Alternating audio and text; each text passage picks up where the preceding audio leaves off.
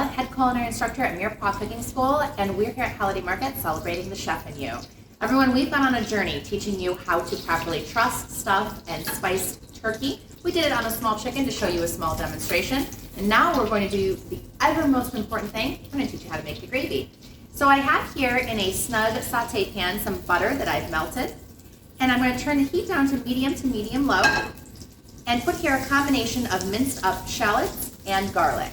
So shallots, everyone, if you haven't worked with them before, are the sweet ones in the onion family, the small purple ones. They're really, really delicious, and it's going to add something extra special that plain onions really can't do. Just a couple cloves of garlic. Usually I'm a person that says the more garlic, the better, but we really want to make sure to take it easy so this garlic has a marrying of flavors instead of something that's a little too overpowering. Next, as soon as these are soft and fragrant, meaning that I can smell them, which I can, I know you can't, but it smells wonderful, we're going to add a little bit of sweet marsala. Listen to that sizzle. Beautiful. So the sweet marsala is going to add sweetness to it.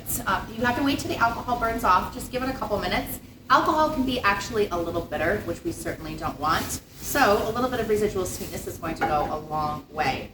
Once it starts sizzling, and again, I can smell it, it's nice and fragrant, we are going to add the drippings from our chicken, or your case, from the turkey.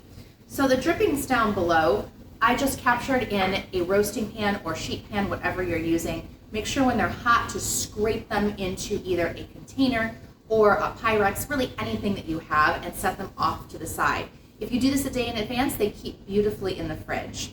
So now that I put those drippings in, I'm just going to combine everything together. I'm going to add some stock. This can be anything from chicken stock to beef stock.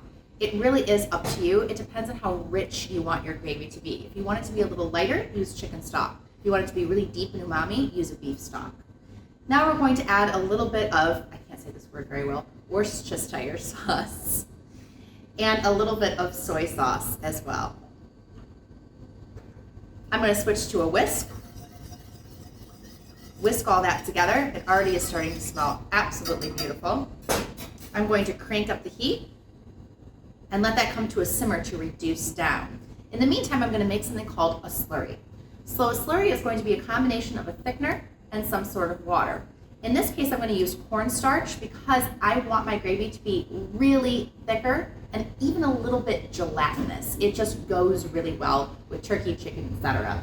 So a little bit of cornstarch, a little bit of cold water.